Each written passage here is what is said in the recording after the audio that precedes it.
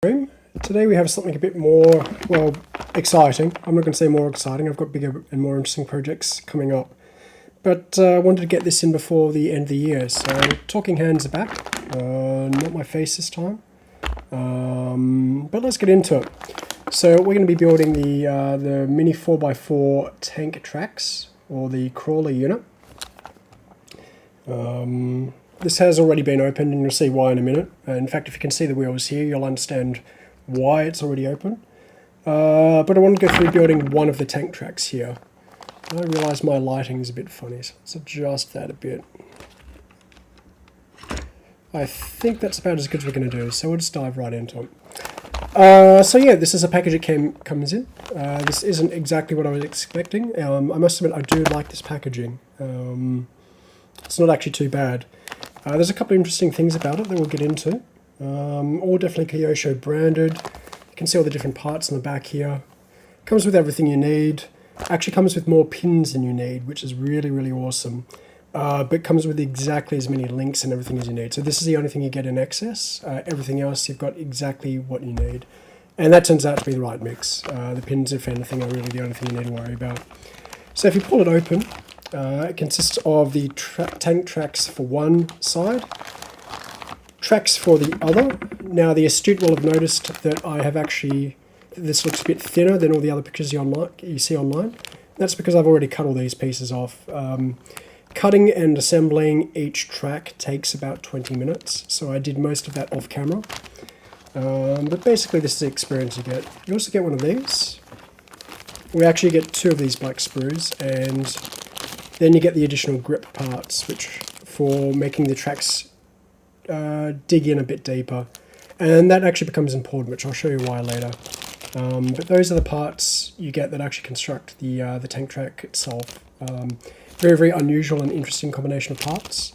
But the instructions will reveal a bit more. So let's use some instructions I've already pulled apart.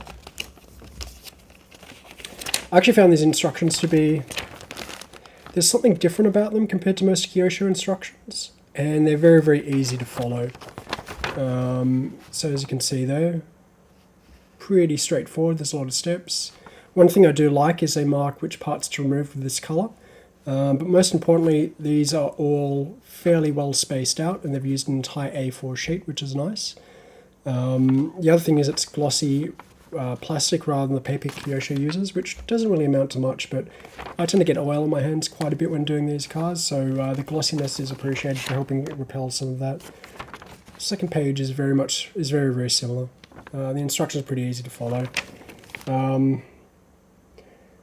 Basically, this side only takes a couple of minutes.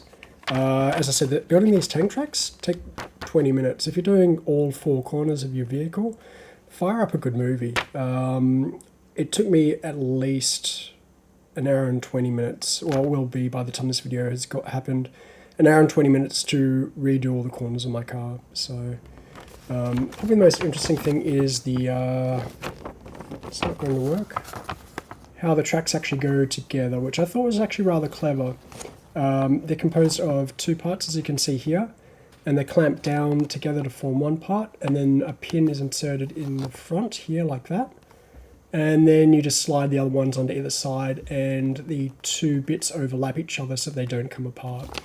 Really, really awesome, really, really good. In fact, let me show you what that looks like. So that gives you a track like that. And there's a bit of flex to it, but once it's on the vehicle, you don't notice any of that. Runs super smooth, which is really, really, really good. There's a couple of pins that are a bit tight, but they don't seem to impact movement at all. The other thing I found is the plastic on this is a step up from what I normally expect of Kyosho. I didn't strip any plastics or anything while I was assembling this. When the screw was at its maximum depth, the screw stopped very, very solidly. These tracks were of exceptional plastic quality, which was really, really nice to see. I've had my complaints about Kyosho plastics in the past, and how the newer plastics are nowhere as good as their full-size 1/10 scale or their older stuff. But this plastic seems to be a bit of a return to that. Although I don't know if these are fully manufactured by Kyosho, and I'll show you why. So in here you get your instructions, as we've already read. but I thought this was interesting. I understand a bit of Japanese, but I can't read this. I thought it was interesting that they included it. A bit more about the manufacturer on the back. So I'm assuming they've outsourced parts to it. But most importantly, does it mention it on here? Yeah, it does. If you have a closer look at that, the over here is a Tamiya model. Turns out these tracks are actually from a Tamiya setup, which I thought was funny and amusing. Or at least I'm assuming so. It definitely seems to be the case. I don't necessarily mind that, but it would explain why the plastic is as good quality as it is. So I suspect these parts are the Tamiya track parts, or a third party manufacture them, and then this plastic is designed by Kyosho to adapt it to the wheels. But let's dive into it, because this is going to take a while anyway. And let's chat while we go. So let me open that a bit more, because I'm reading chat at the same time. Where are we at? We were at tank tracks, so I'm going to abandon that package. At the moment, I'm not putting the additional grips in place, so I'm going to not use that package, or this one, or this one. So we're going to put those to the side. We're just going to focus on this, and everything I've put into here. Now, I definitely do recommend a magnet for dealing with the pins. It just makes them a lot easier to handle. I've got ridges in the bottom of this, so if one of these pins gets in the ridges, I can't actually pull it out. And I found the magnets, as usual, help. They also tell you which tools you're going to need. I just use a Phillips head here and a pair of pliers. That's all you need. Yeah, pretty simple. I kind of wish they'd convert everything to hex, but I can dream a bit longer. That's not going to happen anytime soon. So pull the plastic parts out. Now the tracks are composed of two separate parts, and I realise I don't exactly have the best lighting today, so we're going to have to make do. As you can see, there's a solid filled part there, and then we've got one that's got a notch in the middle. Speaking of lights going out, let me just grab a convenient USB cable, of which I keep 5 underneath my desk, because I have to power half the world via USB. 0. There we go. It's going to fit there. Experiencing technical difficulties.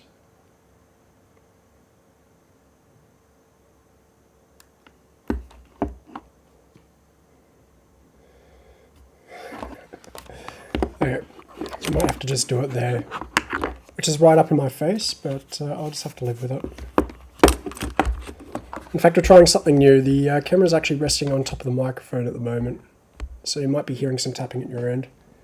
And that gives me a bit of low light. I need a bit more. I don't have enough light up above. Whatever, we'll just go with this. I should probably shove that light on, but that's fine. Okay, so we've got the tank tracks. So I've actually got a pin in the end here. I'm just trying to see if you guys can see it. Sort of. If you look really, really closely, you can see there's a pin in there. So when I cut these pieces off, I actually put them each part into 2 separate piles, and that made reassembling it easier. And then you just put one side on one side of the pin, like so. And then you take the other part, which is a solid part, and you put it at the top, and you slide that on. It's actually a bit easier if you're not trying to do this for the camera. I was actually surprised at how well they go together, but you've got to do 40 of these pairs, and that's why it takes so long. Then you push them together, and you just put the next pin in the top there. And so if you're doing this while watching a movie or something like that, it's a great way to switch off. Which, given this is a Christmas period, is probably a good thing to do. Now, this package only arrived for me this morning, which was probably good timing. It could have arrived earlier, but I'm kind of glad I had a couple of days after my holiday to just go and relax. So that's the full chain. As you can see, there's a bit of flex there, but as I also said, that's totally fine. We're going to line it out like that, although you'll see the pins on the bottom. The flat side goes on the outside. Pins actually go up because there is a roller that gets retained in there. And then what we're going to do is get the bag full of screws and a ball bearing and the plastic. And we're just going to chop off the parts it recommends to start off with. Now you could, there's a bit of flash on either side of these, I don't know what you call it, the tank treads. You could be really, really nice and neat and file them off, but honestly, I don't know if it's actually worth the effort. There's a lot of them, and they're small and tiny, and for this entire build, I've just left it pretty raw without doing any finishing work whatsoever. Tissue. And it's been fine, I didn't even notice it, so... There is one piece that's a bit tricky to take out, and it's this one. Snipping off the bottom is actually extraordinarily difficult. So I recommend coming in from the back and just being careful. If you take too much off, it's not much of an issue, but as you can see, that's actually flared at the top. And it's very, very easy if you're not paying attention to cut too much off there. It won't cause any major issues, but if you can avoid it, you might as well. And the only thing you really have to pay attention to is on the top, it's the best way to do it, on the bottom there is, there is a bit of plastic there that you might want to, it doesn't have to be fully removed around it, you just have to clean off as much as you can because there is another piece that rests on top of that. Okay, so then we take out this part here. And I think that was really the only part I paid attention to in terms of cleaning sprue off, which was really, really, really nice. As I said, the plastic on this has been pretty exceptional, which has been great. And there's a couple of tips and tricks to assembly that are worth noting, which I'll go into shortly. Then, because I dropped that screw, a magnet should hopefully help me here. There we go. So I like putting the ball bearings in first, so I'm going to do that. Now it uses the same retention mechanism as the four-wheel drive, which means 3 screws. That just goes in, using my favourite screwdriver.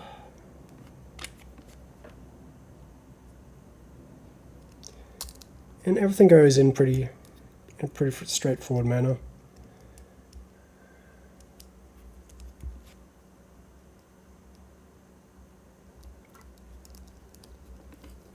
Just like that. I mean, I've only got one in there, but now if I push from the back, it's already retained. You don't have to push too hard. As I said, when it bottoms out, it's not going to go any further. And it's very, very firm almost immediately. It doesn't creep up on you.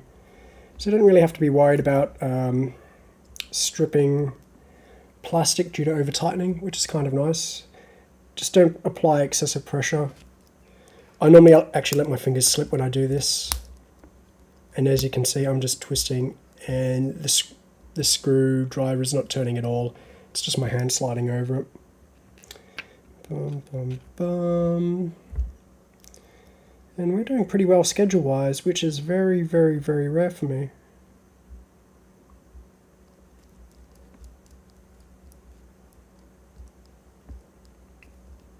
Was I in a rush to get somewhere?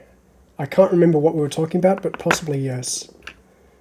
That goes in the back like that, and then you can spin. Now this is where things get a bit tricky, and this is the only thing I don't like about this kit. You've got bits that go through, so that goes through there and is retained.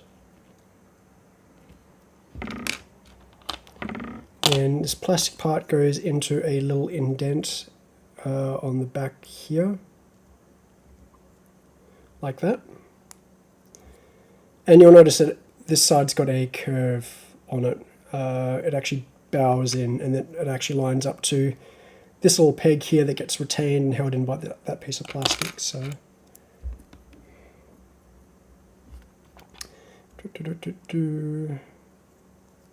So that's what it looks like. It goes on the top there. So you've got the bottom part of the carriage that holds the rockers down the bottom here, the big gear up the top here, and then you've got this extra pin, which is for additional support and limiting the steering angle. The big thing that comes up with that clip that handles the steering angle is you have to be careful about how you take your suspension on and off. If you take both sides of the suspension off at the same time, you're in for a world of pain in terms of getting everything to line up again, whereas if you do one side at a time, it's a lot easier. So I'm now just screwing together both halves of the rocker, and I went all the way in, but I recommend backing it off 1 or 2 turns because we're going to still have to insert the rocker in there, and for that we want a bit of play so we can slide it in. Not too much, just 1 or 2 rotations. So that's actually the majority of the mechanism, would you believe. This build is super simple and super quick apart from these. So that goes on there like that, and then you eventually close those together in a special mechanism. And as you can see from that, it's already starting to look like what it should in the end. So let's start building these rockers. There is a very, very specific way to do them, but consult the manual for the order you clip these off in, because the rockers are asymmetrical. The front and the back are actually different. There's actually a couple other gotchas here which are worth noting.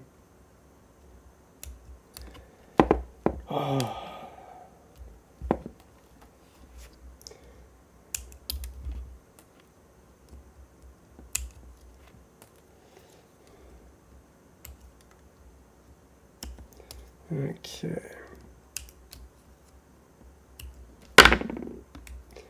Now I'm actually going to cheat and refer to one I did earlier, which hopefully I can hide this off camera so you don't see it.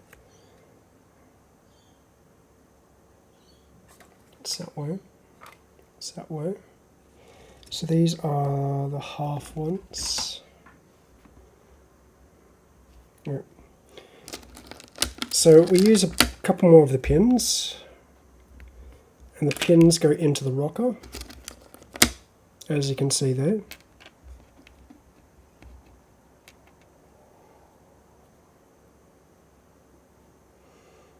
I'm always surprised that people watch this stuff live, but I probably shouldn't be. The main reason I do all of this live is it makes the post-processing so much easier. So there's actually 2 types of rail things here. So one's actually got a lip on it and the other one doesn't. So they're paired up together. The ones with the lip go on the outside, and once again I'm just going to consult my one I did earlier to work out which way is which. Yep, okay. So long arm goes inside the rocker, short arm goes outside the rocker, or leads the rocker. There we go, like that.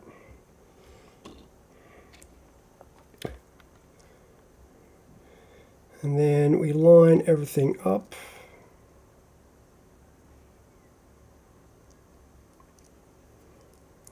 And we end up with that. As you can see, there's some... It rocks around a lot like that, but I found when I was driving the car in just test mode, actually the accuracy here doesn't matter too much, which was kind of nice. Hey, what are you reading at the moment, Dark Angel, out of interest? I last week spent nothing but reading one of the subreddits. I can't remember what the exact one the exact one is. I think it's Hell Yeah, Humanity or something. That was a good way to distract myself over the holidays. So as you can see, I just slid that in there into the front of the rocker, which I need to actually check is the front, and no, I've actually got it back to front. So it goes on this side. There we go. So this screw is just protruding ever so slightly, and we'll tighten those up. I honestly really don't know how my lighting got this bad. Like, you go away on holidays for a bit and everything goes to hell. Okay, so we'll put that there. We'll build the second rocker. Now, as I said, I did give this a run earlier, and I put the tank treads on the front of the 4x4. and it's amazing how little grip they got. So this product is not a way to increase performance of a Mini 4x4.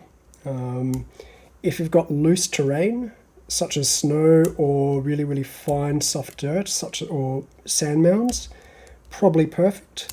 But flat surfaces, definitely not. You could run it on carpeted surfaces, but you need to put the pins in. If you run it on carpeted surfaces without pins, it does turn fairly well, but you do notice it slips a bit. If I run it on this surface, which as you can see I'm making marks on it, it's very, very smooth and very, very plasticky. It barely turns. The tank treads just slide all over the place. So this isn't a product for everyone, but it is a lot of fun. The reason I say it isn't for everyone is because it's a fairly expensive kit, as a lot of people have noted. If it was cheaper, I definitely recommend it. And I can really see some of the SCX24 guys really knuckling down and working out how they can use this on their vehicles. With a bit of adaptation, it wouldn't be too difficult.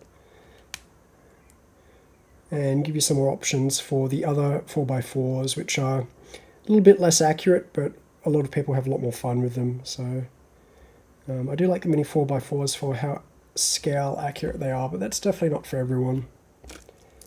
So because I skipped this part before, we're going to slide this in. Or we're going to spit it all over the table. One of those two options. And it seems I went for the latter. It's actually funny, the lighting looks very, very moody on camera, but at my end at least, there's a lot more dynamic range.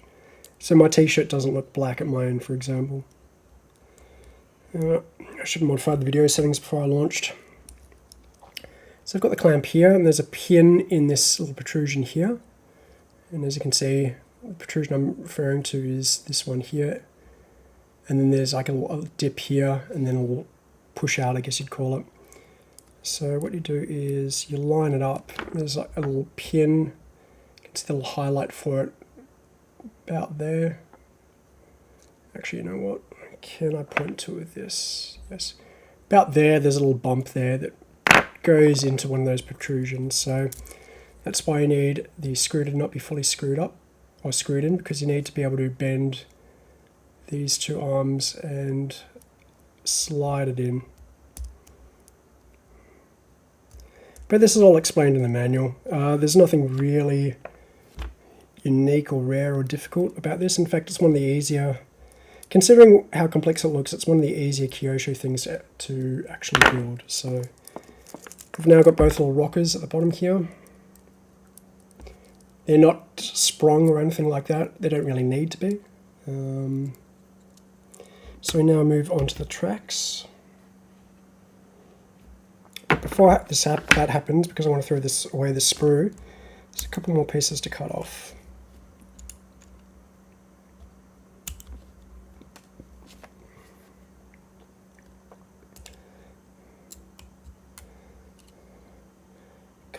Given that we're at the almost at the 6-minute mark, I'm kind of surprised at how quickly this is coming together.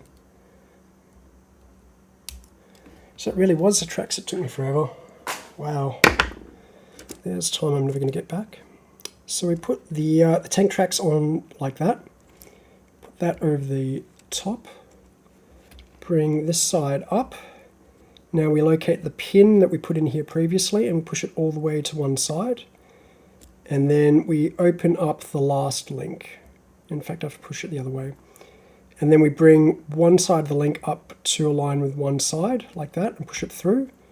So it's now locked on the bottom here. And then what we do is we actually take the pin and we force the pin all the way through until it's level with the plastic just a bit further in. Then we push this part down and we push the pin back into it. So I'm trying to do that my best here to do it while making it visible. There we go. Be careful not to put your finger underneath there. These pins are actually, they're not sharp, but they're thin enough that you can actually pierce your finger and it hurts quite a bit. So now you can see the pin is Well, maybe you can't. The pin is all the way through, ever so slightly, as you can see there. And there's no protrusion at the top here. So I can now push this link at the top down and then push the pin in from the bottom. I then flip this over a bit and I push that pin all the way back into where it should sit normally. And that's it. That is the entire tank tread built. Go to the bottom here. Oh, actually, why isn't that bending? Oh, that came out. Okay, just push that back in. There we go. So that actually rolls pretty smoothly, and I actually found the tracks themselves are fairly quiet, a lot quieter than I was expecting. So we're going to take a truck we did earlier. As you can see, I've got 2 of the tank treads on already, but on this side, we've still got 1 wheel remaining. Now, I'm really glad I thought ahead for this because it means I don't have to post-process this video at all, and I've been able to do it mostly in real time. I was watching someone's video on how they built the tracks the other day, and they had a speed video up and all of that, and I figured there's no point in watching a lot of that extra stuff. So the important thing here is we have to redo this suspension setup. Now you can see I've got the brass bits on here. These tank treads are compatible with the extra racing brass knuckles and rear weights, as well as the Kyosho ones. So if you do have weights, or if you've got a bump plate on, you don't actually have to remove that. You can just keep them as is, which is really, really nice. So I'm going to show you the trick I did to put the rear retainers in place. I only undid 1 screw at a time. There we go. That screws on probably a bit tight, but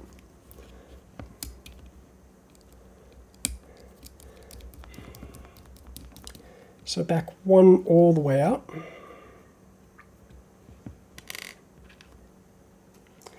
Then we take that piece there and we put this other piece on top like that. And then we just force the screw all the way through. Like that. And then that screw goes in where we remove the other screw. And what we do is we just push this in until it engages the suspension plastic at least a couple of times. You don't want to have it fully screwed in because otherwise you're not going to be able to back the two pieces apart, so you can put the pin through it and then screw it down. But just enough so you can move the top part. And, oh, actually, did I think I screwed into that top part incorrectly. There we go. So you only need a couple of millimeters, and you'll feel it when it goes into the suspension part. The plastic suddenly takes a bit harder to turn. So once you've got that, and you can see the 2 parts, you can see how much I'm pulling it up and down by there. It's only a couple of millimeters. Let's try that again.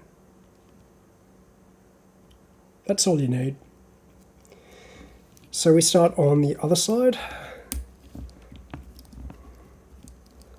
knowing that the screw we just put in will retain the suspension setup in place so that we don't have to worry about it falling out, which is a pretty massive concern because it's very, very painful to get back in. We then rotate everything into place, like that. Put the screw in the top, push it down, and then back the screw down to the same level. There we go. That's still going up and down.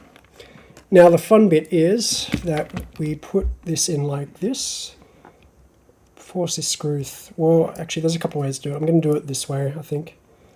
Push the screw, or push the, I'm going to call it the peg because it looks like a clothes peg in. Get that to go through. Now this is probably the hardest part because it takes a lot of screwing to get it all the way in, and it's a lot more rotations than you think. Okay, that's in, and once again you'll feel it. Don't try and force it. Just medium strength turns.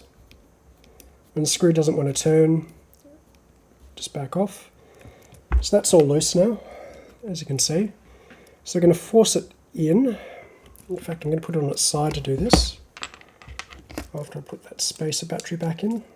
I am running this on lithium-ion batteries, so lithium-ion AA's. So what you do is you put that on like that. Then you take the last piece, which is a plastic piece here, and put it over the top. And then we need a screw, which is that one. Flat, flat, flat, yep.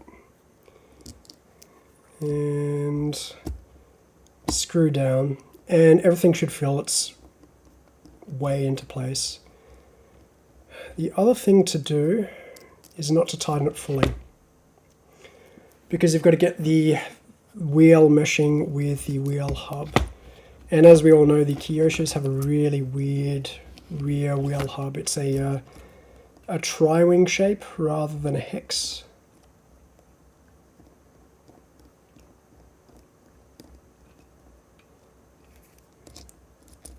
So it's not going in. Why is that? So you can actually try rotating the part like this to try and get it to fit in. And then when it catches like that and doesn't rotate, that means you've caught it, and that's when you start going all the way in.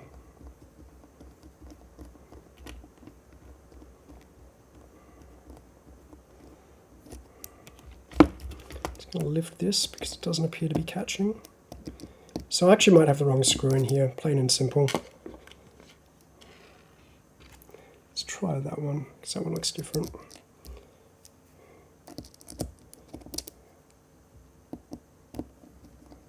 Oh, that feels a bit better. Yep, that's it. Once again, don't force it. And that's that. So if we just clean up here, and hopefully my voice keeps on going because it's breaking up like crazy.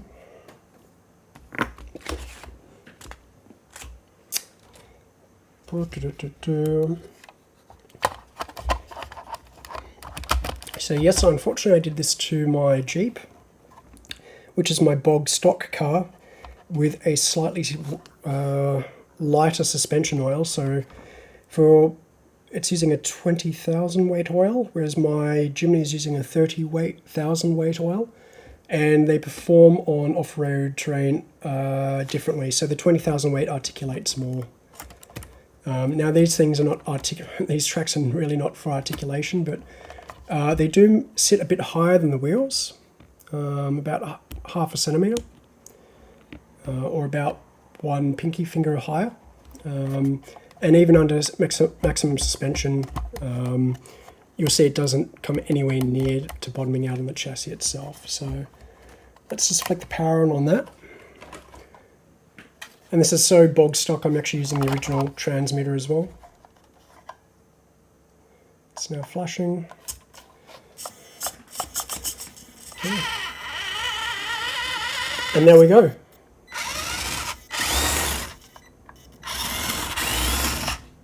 So as you can see, it slips like crazy.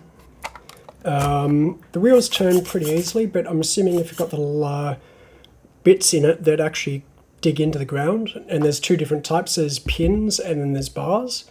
If you had those in place, I suspect, and you're on like grass or something, it may not turn as well, but we'll just go for a quick.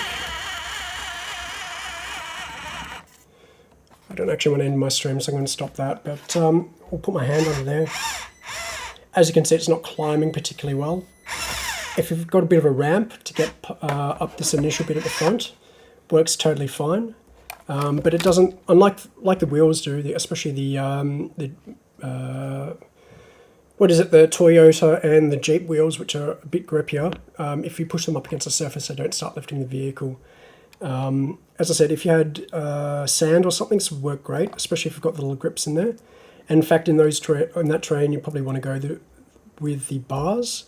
On carpet, you probably want the pins. I would give you a carpet shot, but I don't actually have any carpet at the moment to really show off on that. But that's what it looks like. As you can see, it's pretty easy to build and put together. It does look pretty cool, although I personally feel it has the body sitting up a bit higher than I like, even at maximum suspension. still a bit higher than I'd like, but it is pretty cool looking. The fact that it modifies the suspension and has that bit at the bottom. So camera focus. These bits here means you're not going to be swapping between them too much. So you'd probably want to dedicate a complete chassis to it, which, given how pricey these are at the moment, is perhaps not the nicest thing, but it does feel like you could pull these off and put them back on multiple times, and you wouldn't be having too many issues there. To get over the steering, you could probably put the wheels on there.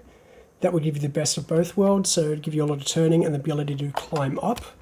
The only issue is that as you start to go back like that, you're going to start to lose grip on the rear. And depending on what terrain you're pushing up against, you may not be able to get any grip.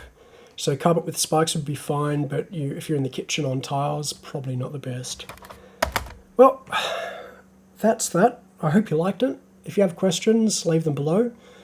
I'm going to be signing off for the night, and then try to aim to get the MRC build happening tomorrow, if not New Year's Day.